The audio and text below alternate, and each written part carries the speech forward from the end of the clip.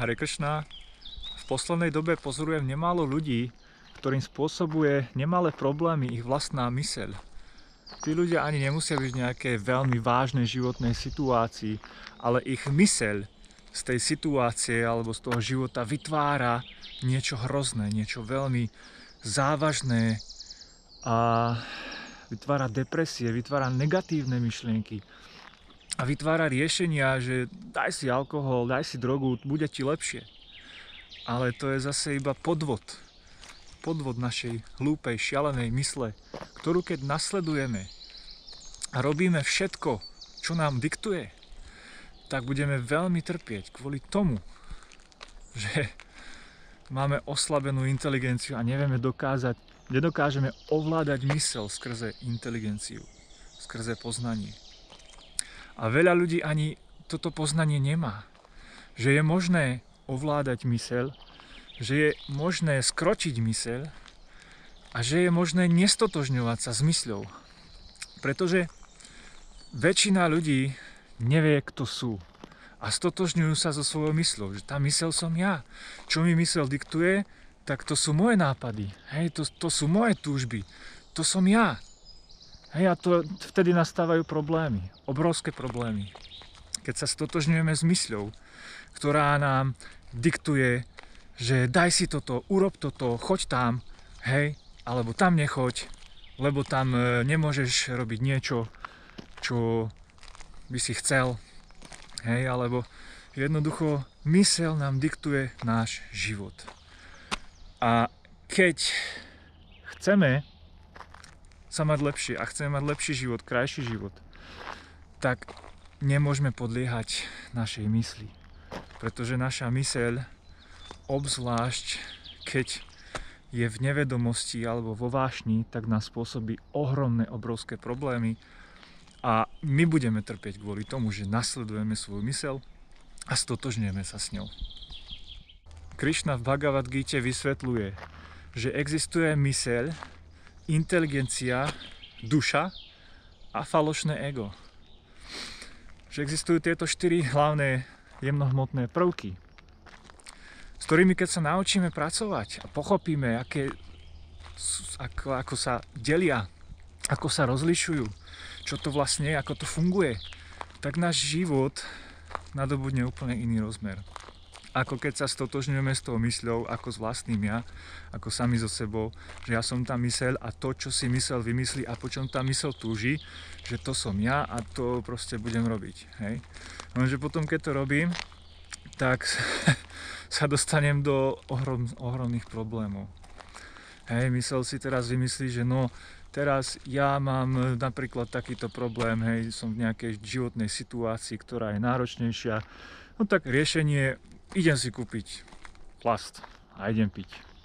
Hej, alebo kúpim si nejakú drogu a bude mi lepšie, lebo sa mi uľaví. Na chvíľku zabudnem na svoje problémy a čo sa stane? Potom si to dám znova a už som v tom. A takto to začína. Nasledujeme svoju myseľ, diktuje nám určité túžby, určité myšlienky, určité nápady a keď to nasledujeme, tak to veľmi často dopadá veľmi zle, až do takej miery, že niektorí ľudia spáchajú samovraždu, pretože tá myseľ ich k tomu dovedie. Že teraz už nevidím východisko, hej, moja životná situácia je veľmi náročná, nedokážem ju zvládať, hej, lebo proste mám oslabenú myseľ, oslabenú inteligenciu, už neviem čo s tým, nevidím východisko, tak konec. Radšej sa zabijem a konečná.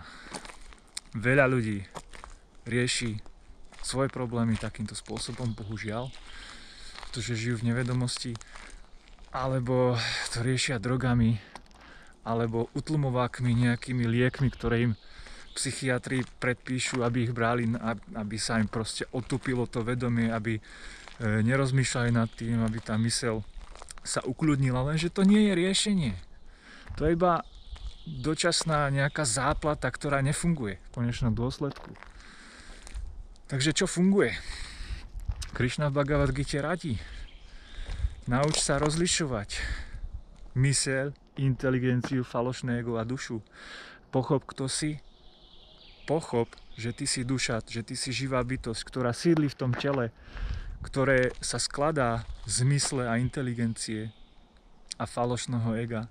Falošné ego je to, keď sa stotožňujeme práve s tým telom, mysľou a inteligenciou. Hej, to je stotožnenie sa.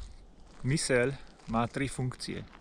Myslenie, cítenie a chcenie.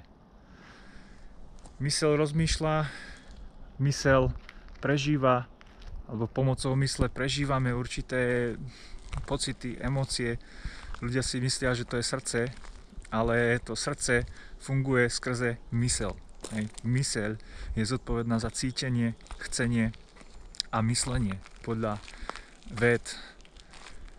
A práve to cítenie a chcenie, ale aj myslenie sú dôležité a je dôležité neprepadať tomu mysleniu alebo cíteniu negatívnych emócií do veľkej miery.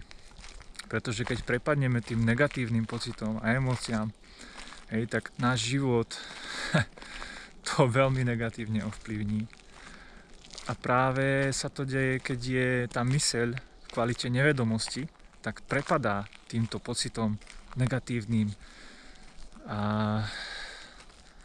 jednoducho človek sa cíti skľúčenie a veľmi zlé, nepríjemne, má negatívne, čierne myšlienky, až dokonca myšlienky na sebevraždu alebo na iné hrozné veci.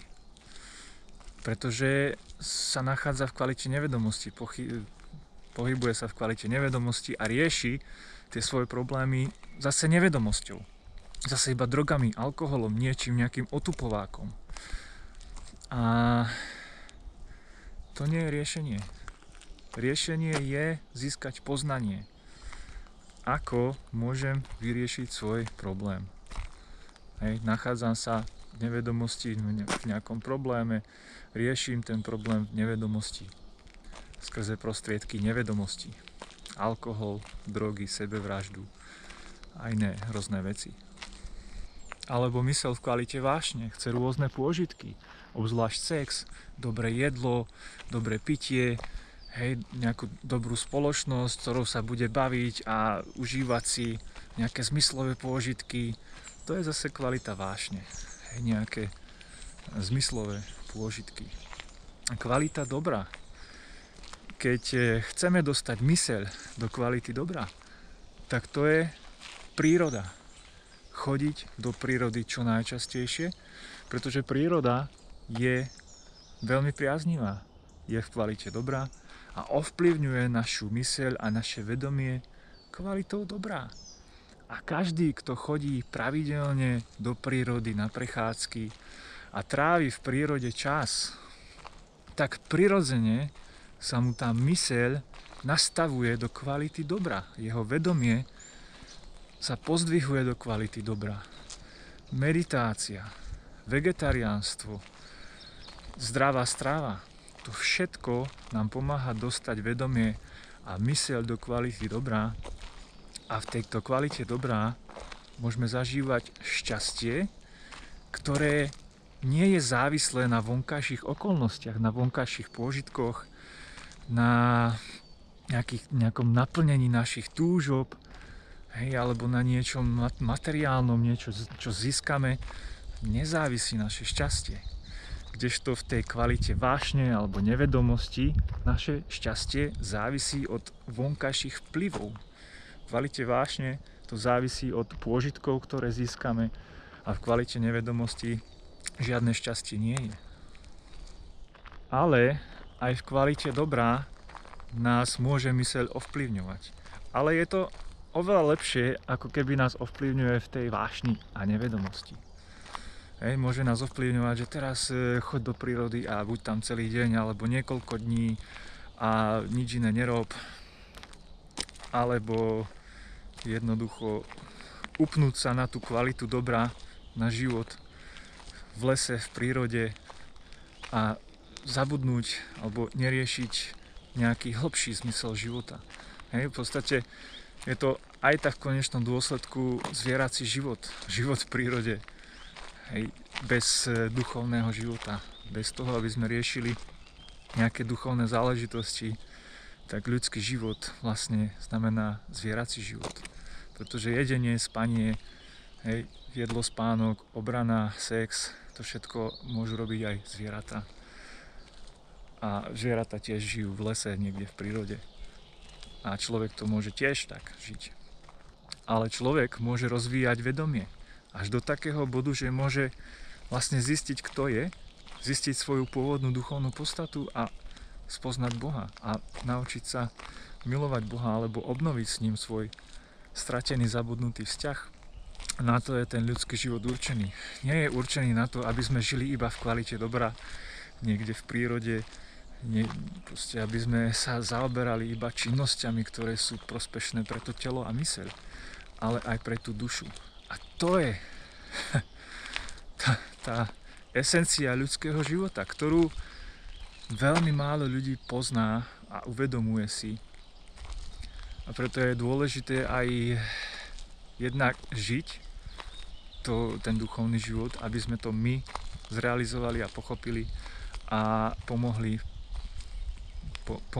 pochopiť ostatným, ako sa dá žiť oveľa lepšie, kvalitnejšie, šťastnejšie, láskyplnejšie, mierumilovnejšie, pretože prečo sú zase vojny? Jednoducho nevedomosť, stotožňovanie sa s telom a tak ďalej. No a Krišna v Bhagavad Gite vysvetľuje Arjunovi, že tá myseľ dokáže byť najhorším alebo najväčším nepriateľom človeka.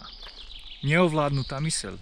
Hej, keď človek sa riadi tou mysľou, myseľ diktuje, urob to, choď tam, daj si to, aj keď to nie je pre teba dobre, ale daj si to, hej, budeš sa cítiť nejak lepšie, alebo zabudneš na niečo, daj si to, daj si tú drogu, staneš sa síce závislým, hej, ale to je tá neovládnutá myseľ a nasledovanie neovládnutej mysle.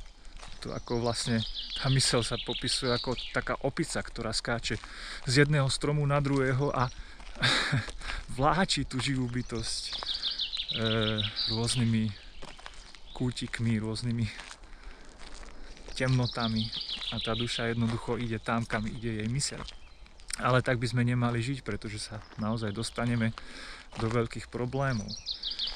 A Krišna vysvetľuje Arjunovi, ako to dosiahnuť skrze inteligenciu.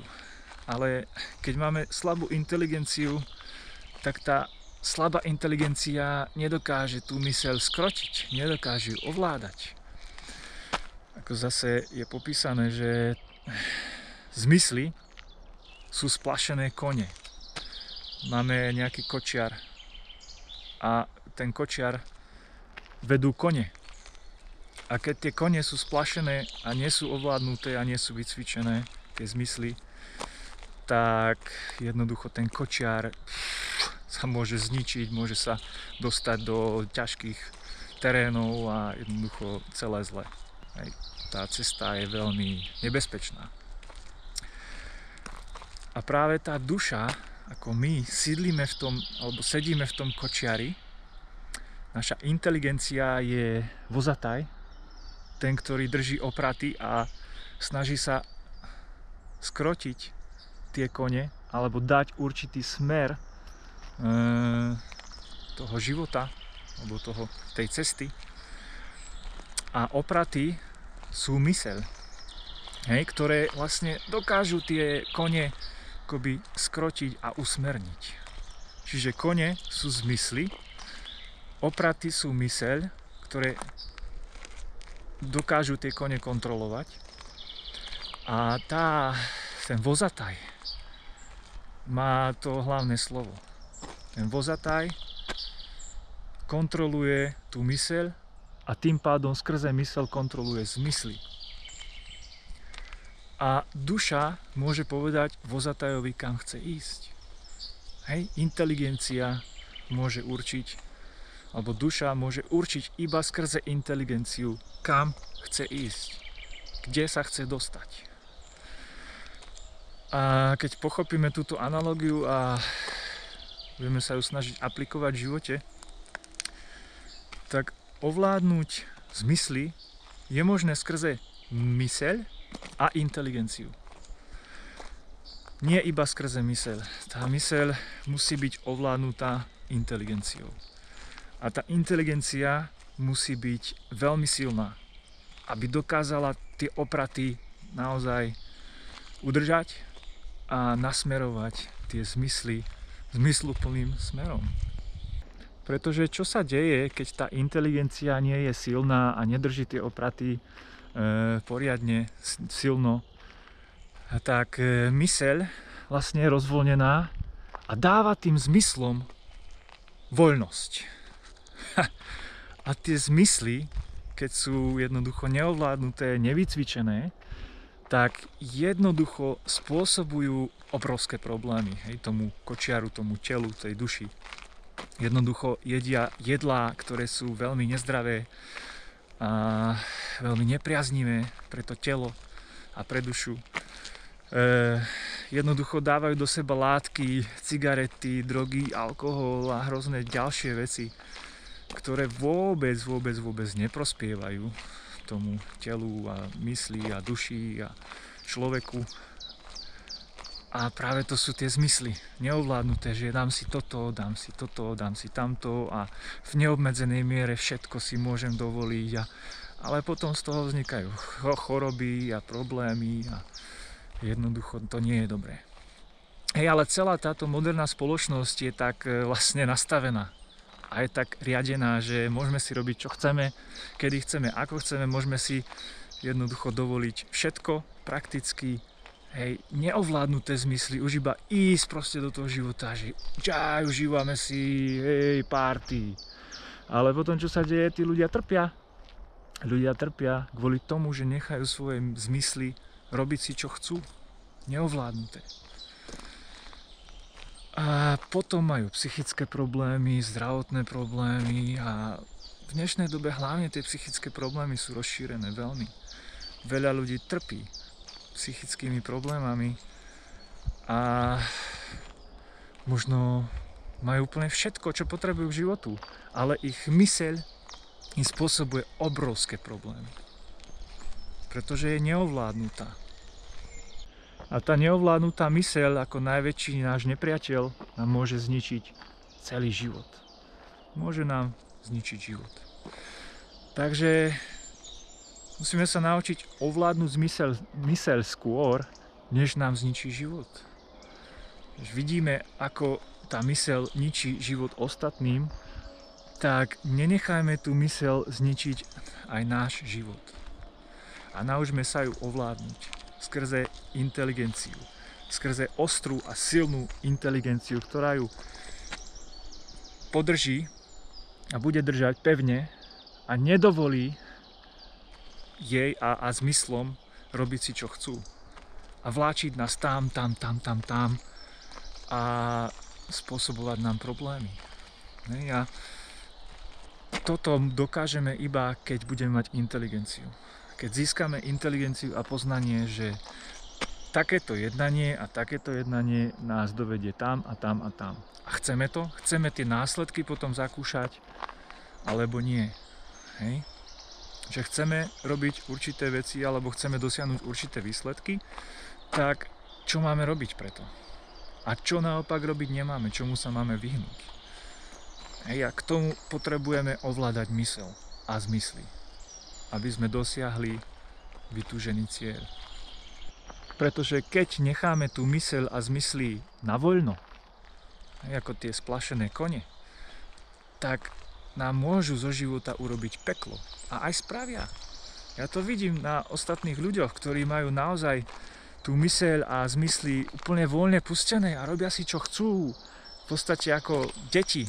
Hej, vidíme, že deti sa vďaka tomu, že majú neovládnutú myseľ a zmysly, dostávajú do obrovských problémov a nemajú rozvinutú inteligenciu. Oni nechápu, že vlastne to ich jednanie ich dostane do obrovských problémov a utrpenia. A potom preto trpia. A takisto aj dospelí ľudia, ktorí majú takisto takúto neovládnutú myseľ a zmysly, tak ich to dostane do ohromných problémov a trpia. A niektorí sa môžu dostať do väzenia, alebo do ťažkých psychických stavov, alebo do nejakých závislostí a veľa hroznejších problémov. Až to častokrát ústí v sebevražde. Takže silná, pevná, ostrá inteligencia, ktorá bude držať tú myseľ nakrátko a zmysly takisto.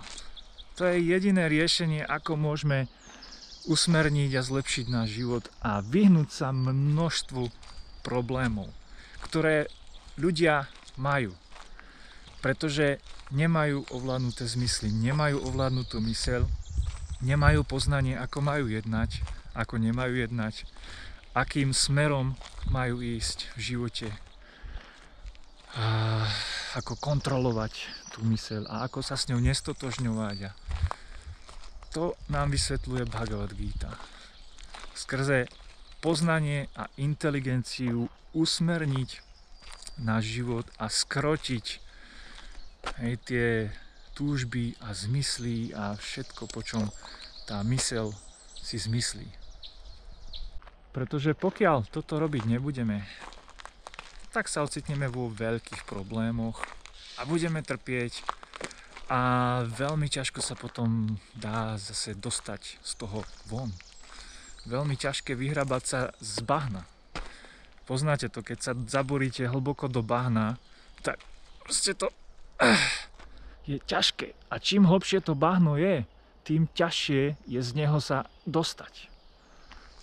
Čiže keď už sme v tom bahne, keď už sme závislí na drogách a ťažko závislí, alebo na ťažkých drogách, alebo jednoducho sme v nejakej životnej situácii ťažkej, do ktorej nás dostala tá myseľ a zmysly, tak je veľmi ťažké sa z nej dostať.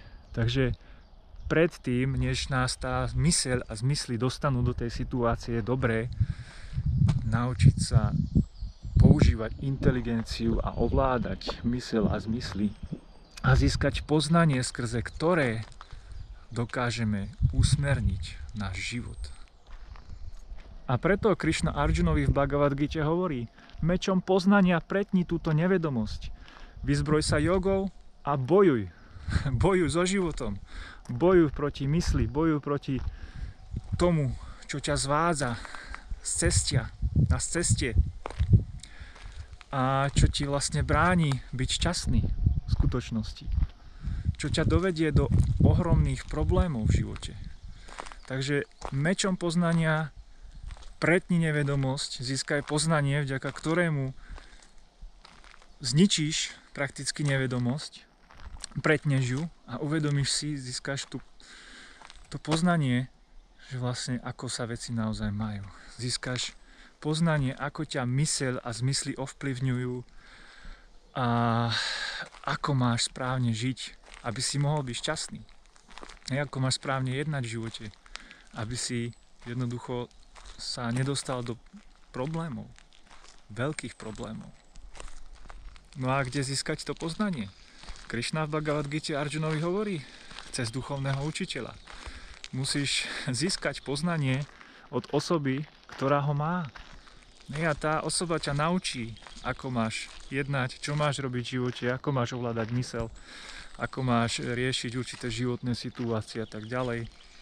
Čiže skrze vlastne Bhagavad Gitu a skrze osoby, ktoré žijú podľa Bhagavad Gity, sa môžeme naučiť žiť oveľa krajší, zmysluplnejší, láskyplnejší život bez toho, aby nám tá myseľ spôsobovala veľké problémy v živote.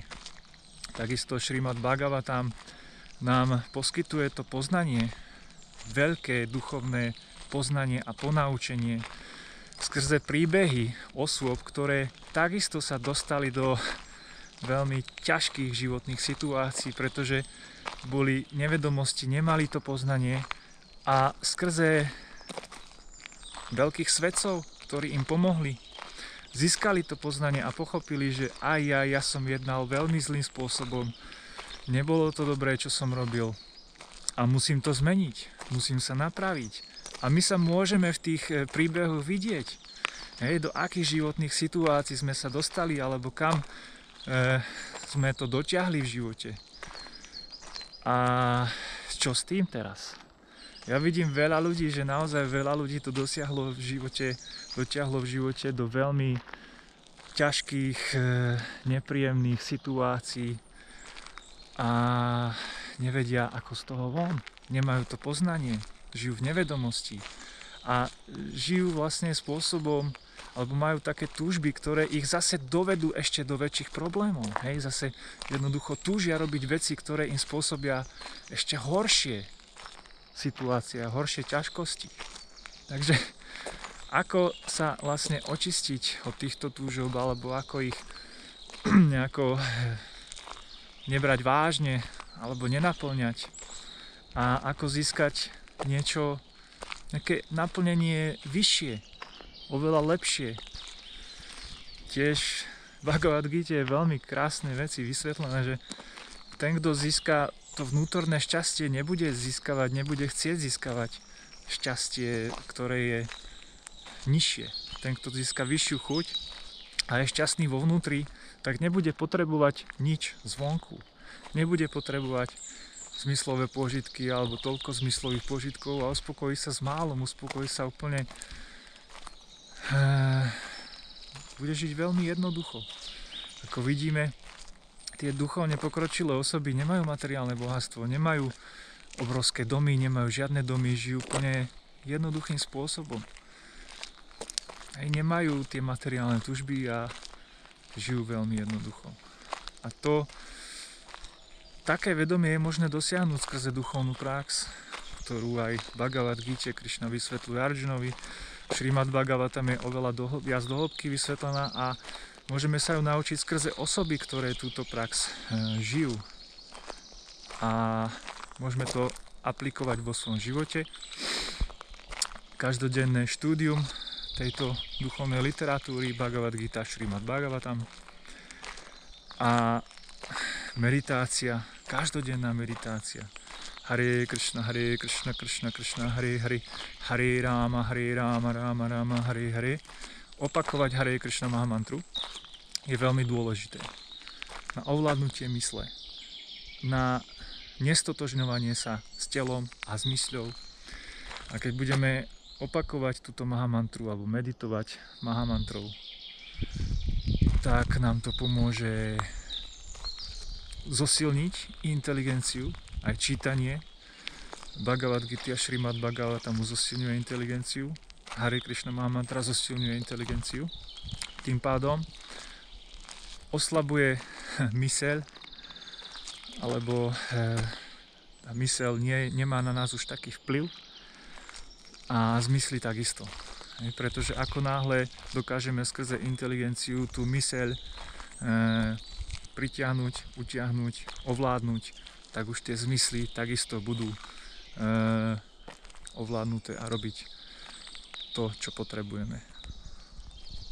A môže si to každý vyskúšať a zažiť, každý deň sa venovať nejakej meditácii, každý deň si niečo preštudovať a niečo sa dozvedieť.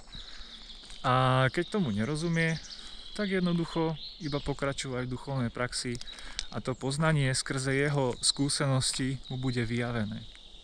Nemôžeme pochopiť niečo, s čím nemáme skúsenosť. A vedomie Krišnu je o skúsenostiach, že my vlastne duchovnou praxou, spievaním Hare Krishna Mahamantry a duchovnými činnosťami získavame skúsenosti, ktoré nám potom osvetľujú lepšie tú teóriu a vlastne v tej teórii sa dozvedáme, nám potvrdzuje veci, s ktorými už máme nejakú skúsenosť. A je zaujímavé, že aj ľudia, ktorí majú to poznanie a poznajú Bhagavad Gitu alebo Šrimad Bhagavatam a vedia, ako by mali jednať, tak podľa toho nejednajú. A to je problém. Potom ich vlastne ovplyvňujú zase tie tužby a zase ich život sa uberá tým smerom, ktorý im spôsobí utrpenie. A potom práve vďaka tomu utrpeniu si môžu uvedomiť, že ja teraz musím robiť to, čo mi hovorí Krišna Bhagavad Gite a čo je popísané v Šrimad Bhagavatame, aby som sa z toho dostal a aby som mohol žiť šťastne, aby som sa už vyvaroval týmto problémom, do ktorých som sa dostal kvôli tomu, že ja som vlastne to nerobil a nenasledoval a moja myseľ sa dostala zase do tej kvality nevedomosti a vášne a spôsobilo mi to obrovské ťažkosti v živote. Čiže aj keď to poznanie máme, nemusíme byť schopní a ochotní ho nasledovať a potrebujeme nejaký kopanec od života, ktorý nás iba nakopne, že hop, a pochopíme, že aj, toto je to, čo musím robiť, čomu sa mám venovať, aby som sa vyhol práve týmto ťažkosťam. Aby som sa nedostal do depresie, aby som sa nedostal do nejakých závislostí alebo do nepríjemných životných situácií a mohol žiť oveľa viacej v pohode. Prostredníctvom poznania, ktoré nám vysvetľuje, ako máme žiť a ako nemáme žiť. Hare Krishna.